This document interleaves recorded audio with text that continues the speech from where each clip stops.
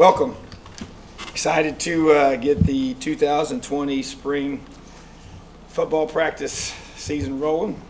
Take the field tomorrow morning, and really excited about getting back on the field and coaching our guys. And it's been a few weeks since we've, more than a few weeks, but I'm glad to be back with you guys and get the chance to see our team get back and play some football. So got three, always have goals, and this year I'm going to say more areas of focus for spring.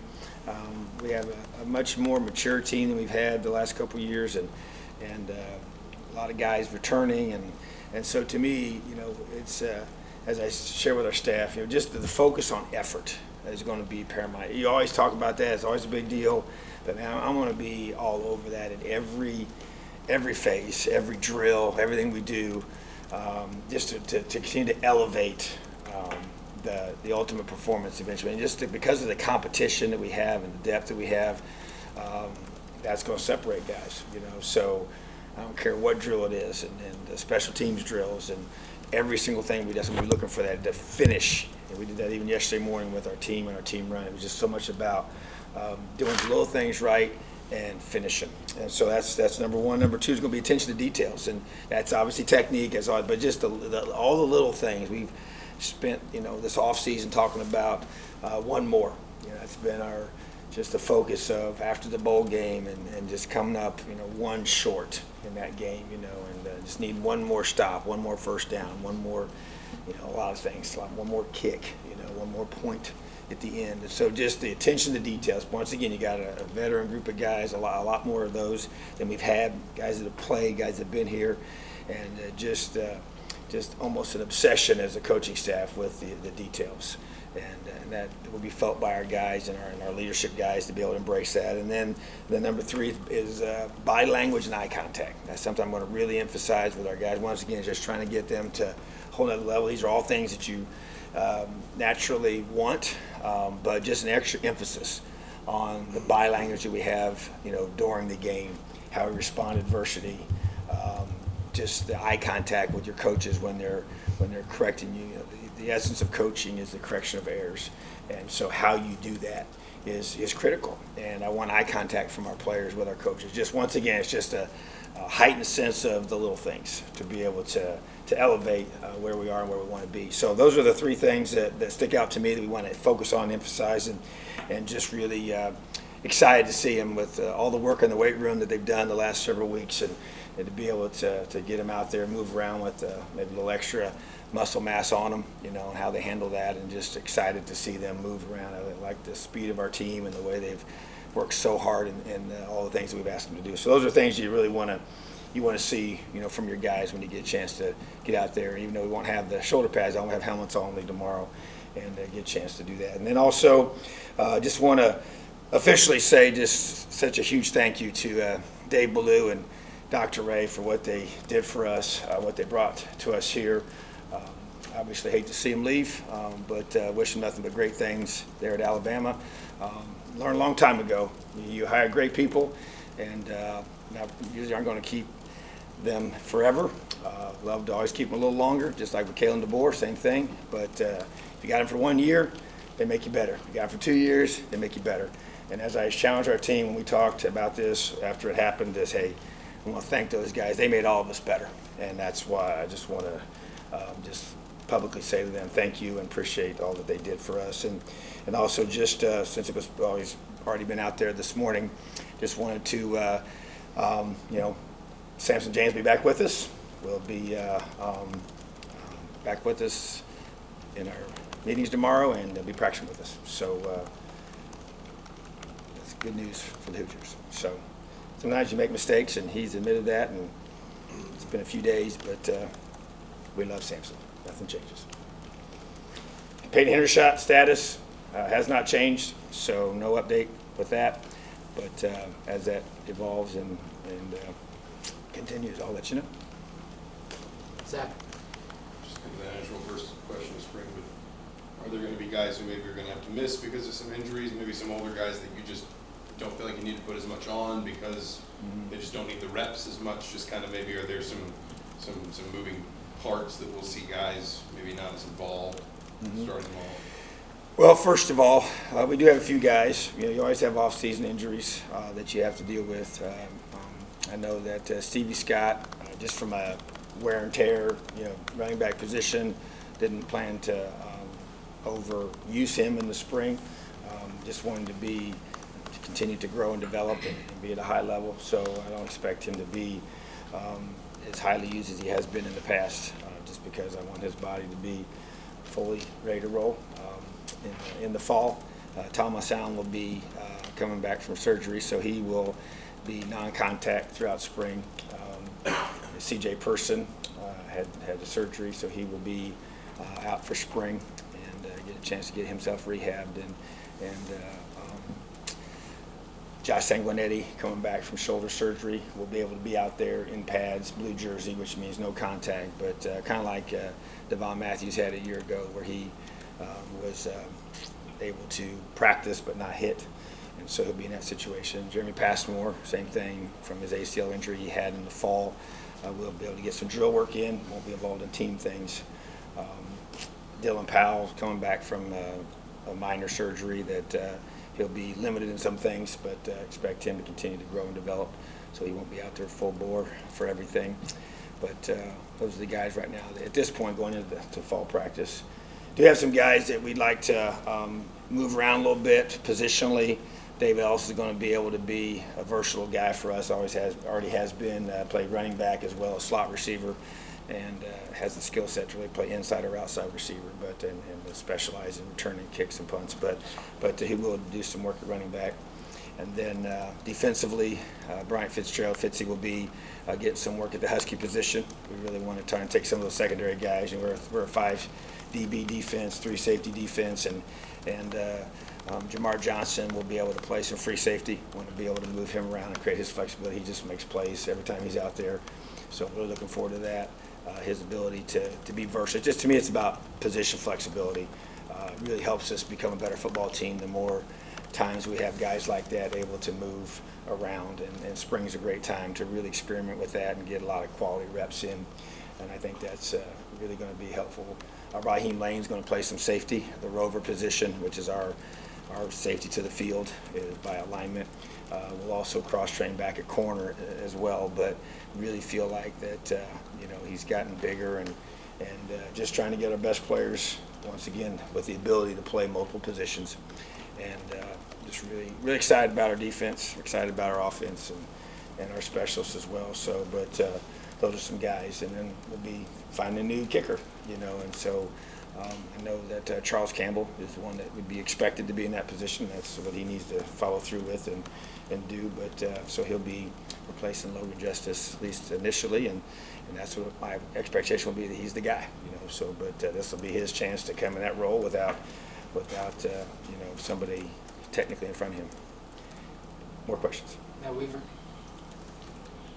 Coach, obviously, straight position, just kind of where you at in the process as far as the replacement, and I guess what kind of feedback have you gotten from people that you've reached out to, or maybe you've reached out to you about it? It's interesting, and it's been, a heavily amount of interest in that position, as you would expect. I think anytime you have a guy that comes in here and does such a great job like Dave Ballou did, it just increases the opportunities for other people to come in here and do the same, and you see where he went, from that position. And I think that it's neat, because I feel like he's taken that position for us and just put it to a whole nother level. And so I'm very excited about the interest for sure, and hope to have it wrapped up in the very near future. Matt Cohen, then John. Is with so much turnover on the coaching staff this summer, how much this winter is, how have you adjusted to all the new faces in the building?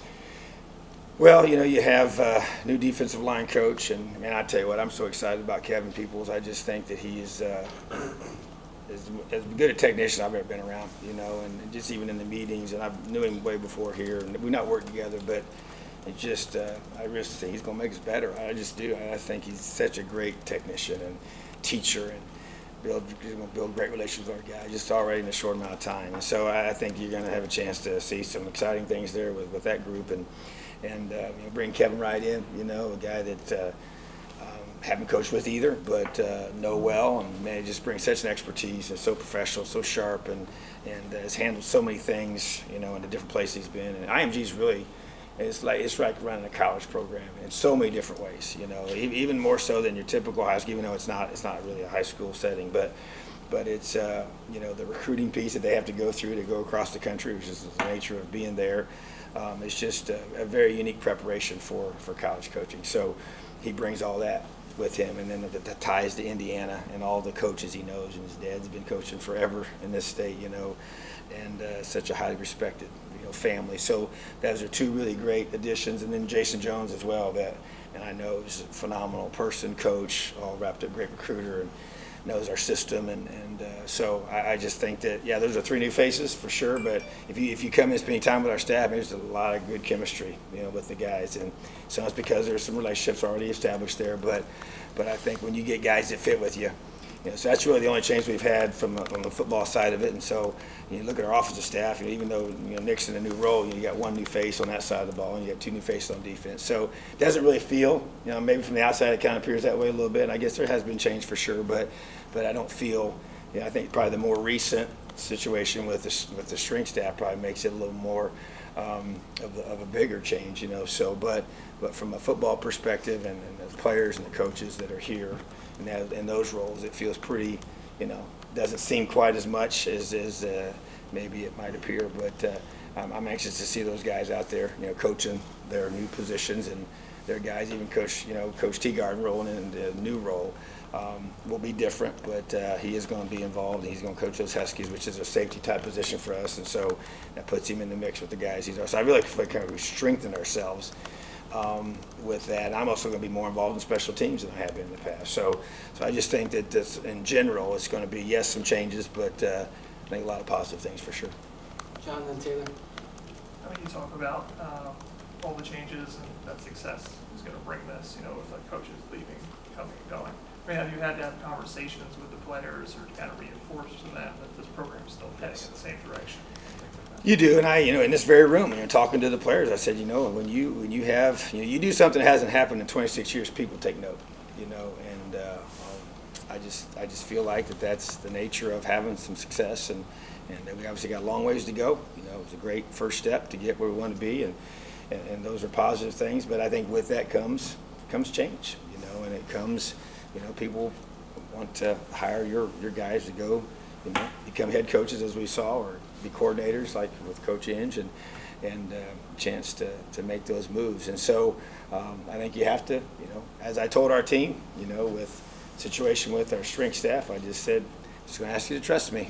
A couple years ago we made a decision to make a change, and I had the room. I said, how many guys knew Dave Ballou before he came here? And like 6 guys raised their hand, and I said, this whole room was pretty much full, and I said, how many guys knew Dr. Ray before he came here? And one guy raised his hand, and that was Kevin Wright, who they worked together at IMG. And so I had said, hey, my hand's down too. I didn't even know the guy. So I said, think about that. So 2 years ago, pretty much nobody knew those guys in this room.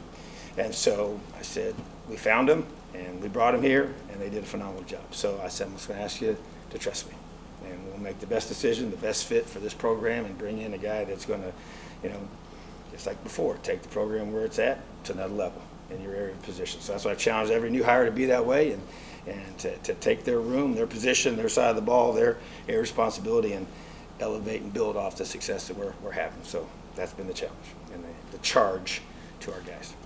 Taylor, then Matt Weaver. Coach, I guess, how have you seen Mike progress as the offseason's kind of gone? Yeah, I tell you, just with him sitting right over there, getting ready to go up here next, but just really encouraged by his growth and the way he's responded to the challenge I've given him, and Coach Sheridan and others as well. But, he's a year older, chance to learn from last year's situations and opportunities that he was given, and to be able to grow and develop both physically in his leadership. I've seen that. I've actually feel like even in the midst of the last few, these last couple weeks, just being able to, as spring ball gets closer, and he's, part of our leadership council, and he and I have met, and others have met, and just to help him grow and develop and just take on that role of being, hey, this is your football team. You're the starting quarterback of the Indiana Hoosiers in the Big Ten, and a great opportunity and responsibility that he has. And so I've been very, very encouraged by the attention to the details. As I mentioned, for an area of focus for our team, that was one of my challenges to him in his preparation, and that's part of it. That's part of growing up. That's part of being a year older and being in this position, and so and that has to continue, and he knows that, and that's taking it into spring football, and the leadership in the locker room, and being that positive voice, and that the guy that has the confidence to confront when things need to be confronted, and that's probably the hardest thing to do as a young person, with your peers. And so I just really have been encouraged, because it all starts with the daily disciplines that you have to establish, and then once those are in place, then you have earned the right and also the confidence to expand your leadership out to not only the offense but to the entire team. So really, been very encouraged by that, and I expected it, and but at the end of the day, he's got to do it, and that's what he's done. Weaver and then Rab Johnson Brockway. Coach, I know Coach Sherry is a big voice in the offense since he's been here, but now he's the lead voice with the offense. How have you kind of seen him these last few months kind of grow into that and kind of take charge with that side of the ball? Yeah, I tell you, been around him a lot, and once again, when we first brought him here, he's one of those coaches that I had not spent time with, didn't know well, but was recommended to pursue him, and just from day one was so impressed with just the way he handles himself. He's really, really sharp, extremely bright, and I tell you what, when a year ago, he wanted to be the offensive coordinator a year ago when I hired Kalen DeBoer, and we met, and I just basically felt like he just needed some more time, and some other opportunities came for him, and I said, hey, I'd like to move you to tight ends, and he hadn't done that, hadn't coached that position before, and so I tell you, I really felt like that I learned a lot about him, the way he embraced that role, out of his comfort zone, the chance to grow and learn more, expand his knowledge of the whole entire offense with the run game that the tight end is tied into. And sometimes people have the tight ends coach the tackles. And so he's linked in with that. So you're linked in with the pass game, the run game, and just all those components of it. And the way you coach tight ends is different than the way you coach quarterbacks by demeanor and the way you handle that position. And when you coach tight ends, you're now coaching usually special teams, because the quarterbacks coach is with quarterbacks all the time. So when that's going on, special teams work's going on, if you're coaching quarterbacks, you usually don't coach special teams. So he was now involved in coaching special teams for the first time. So it's a whole different level of expanding things that he was doing. And so my philosophy is, if you're a good coach, you're a good coach. I think I've coached every position on both sides of the ball except wide receivers at one time in my career. And I've called both sides of the football and special teams.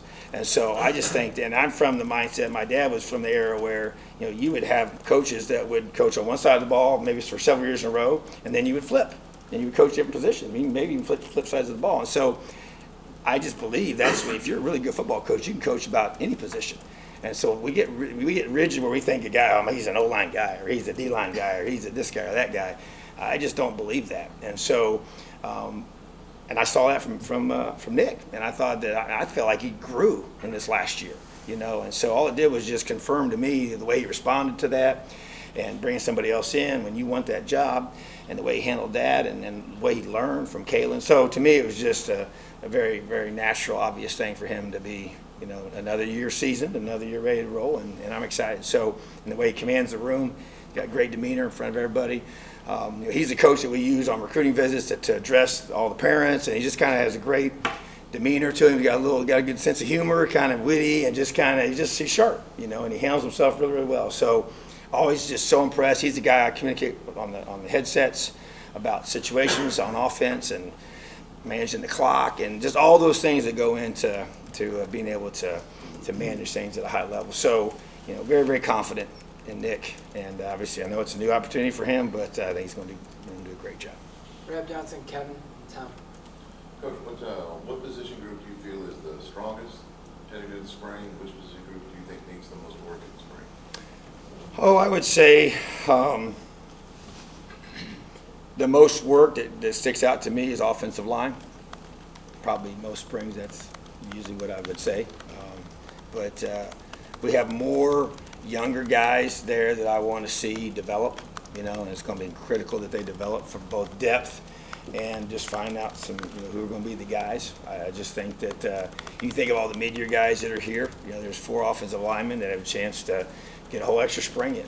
Matt Bedford's success that he had as a freshman, I'm not sure it was possible had he not been here, the previous spring as a mid-year enrollee, and so I just think that position itself, and I know you got you got 3 starters back to really anchor everything, and McKenzie's played a lot of football for us, and so that's a very positive thing, but just the depth of the whole group, and some guys we've redshirted, and now maybe even now in the redshirt, going to the redshirt sophomore season in the fall, just ready for those guys to step up, guys are redshirt juniors, guys, it's time to rise up, so that's a group to me has probably the most questions and needs the most growth. Strength-wise, I think about our secondary. I think there's a lot of experienced guys there. I can say that about maybe even the linebacker position. But I think if I just go overall with the corners and I love our receiver core too. So there's between those 2 skill sets. I think that we really got an opportunity to really. But DBs would probably be the most depth, most guys that have played a lot of football and played at a high level. So, and a lot of good competition.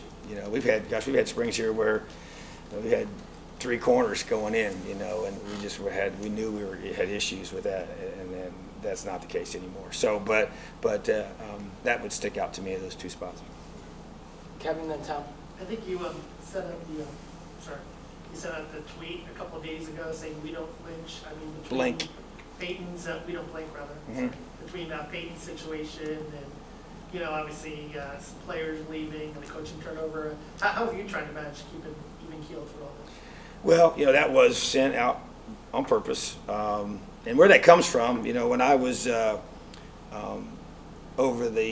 given the charge from Dave Womack, Kane's dad, when I worked for him, about we were trying to find qualities of predators to use for our defense, and so they had the land shark had become a big deal at Ole Miss, and that was the part of the defensive culture that they had there, and so it kind of died off before by the time we got there, because it's hard to have something like that when you're not playing good football, and so there was a reason why we got hired, and so that it kind of had lost its luster, and so, but we wanted to bring it back, and so that would kind of become like, hey, let's embrace this. It's already there, and so the whole shark thing, and so I did the study on the shark, and so there's the reality is sharks don't blink because they don't have eyelids. They can't blink, okay, and so therefore when we go through and talk about that, so you use that whole concept is no matter what happens, no matter if something happens good,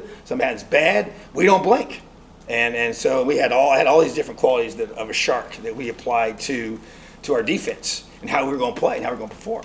And so I've just never lost that thought from my mind, even though we don't talk about that overall here defensively in terms of the land shark concept. That's something solely for Ole Miss. But at the same time, that idea that we do not blink no matter what happens. And yeah, we've had some change. We don't blink. We've had some guys make some mistakes. You don't blink. You have things that happen you didn't expect. You don't blink.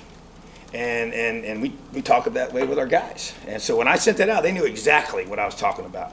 And because we talk about a lot in our program.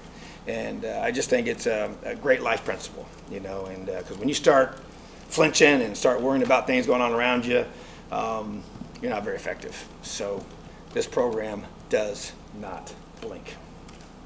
Tom? Coach, last year, this time and in the fall when Kalen was here, you talked a lot about spending more time with the offense and doing all that. Have you thought about how you wanted to devote your time to certain areas and such in the spring, obviously, and fall as well? Well, I think that I'm trying to have good balance with that. That's a great question. As you go through now, and Kane's in year 2 running the defense, and so there's a level, more of a comfort level with that. To be able to not be in all those meetings. I want to continue. Last year I was with the quarterbacks a lot with Kalen because he was new. I've been with Nick already, but I do want to be that position is such a critical position. You'll find me being in there. I'm going to probably be in the offensive line, you know, just because of all the new faces and the young guys. You know, I'm going to be around those guys more. You know, I guess I want to have great balance with our team even. You know, I'm going to be on both sides. I'm not going to just devote as maybe much to one or the other. And even with special teams, you know, just be a presence. And like I said, I'm going to coach even certain phases of it this year more than in the past. So I just think that as I continue to grow in the confidence of the guys around you that you have, and you know, I don't ever want these guys, I'm not looking over their shoulder to make sure. I just always want to make sure we're all on the same page with everything. And I just love watching our guys coach and teach and all those different things. So I plan to be very involved in a lot of different things in regards to visible presence. I'm still going to be in the defensive post-practice meeting room the most. I like watching the film and going through the corrections, and that isn't going to change. Pre-practice, it'll be more offense than defense on that. And then on the field, I'm going to be probably more involved in special teams than I have been the last couple of years. Taylor, last one. Coach, as far as the early enrollees go at this point, how do you feel about them collectively and individually? Yeah, I think, you know, those 9 guys have come in here, had them over at our home and spent more time with them here recently, and just continue to be impressed with their focus, their work ethic. I just feel like that they've done a tremendous job. I mean, I could talk about all of them individually. I mean, they have a chance to prove themselves here this spring. You know, it's interesting. You start talking to some of them. Some of them have come from states that have spring football, and some come from states that haven't. So those that haven't, they've never been through spring football before of any type, you know, high school or college. And so just that whole new concept for them. And but I continue to be impressed with DeMarge Lewis. You know, the guy that I just think is, even through all the team runs and the drills, and you know, I really like the way he moves around. You know, I just think he's got you know, so much upside and talent, and such a great kid. Works so hard. You know, Dylan Powell has really impressed me. You know, already voted to our leadership council, and that's, you know, not normal. You know, the guy's just has a presence about him and the confidence to him, and you know, but he's a college graduate, so he's not like he's a high school kid, but at the same time, just handles himself the right way, and has earned respect of his teammates, and so just he sticks out to me as well. Dexter Williams continues to just you know, do a great job. You know, I'm anxious to see him in spring, you know, because I can't watch him throw prior to practices, so really haven't seen him do that. But as far as the leadership he's distributed or displayed during the workouts, and just the physical traits, and just want to see him get out there and throw around a little bit. So that's a positive thing for one of the new guys. And you know, Caleb Murphy's another one that continues to impress. You know, the work ethic may just go so hard all the time. And big old guy, you know, he's gaining good weight all the time, and you know, just really think he's going to be just one of those. You know, I think he's going to be exactly what I thought he was going to be, a guy that it meant the world to him to get this offer to come to play at Indiana. It's his lifetime dream to be a Hoosier, and he's a big guy that can do a lot of things, you know, and gives you special teams value. And we already talked about him in special teams meetings, you know, and being able to do different things. You know, when you're 6'3", 6'4", and 260 pounds, you know, that's a good way to start. You know, so those guys kind of stick out to me, and other guys are all working their tails off and excited to see what they can do. All right, thanks, Tom. Awesome. Have a great day. Elio.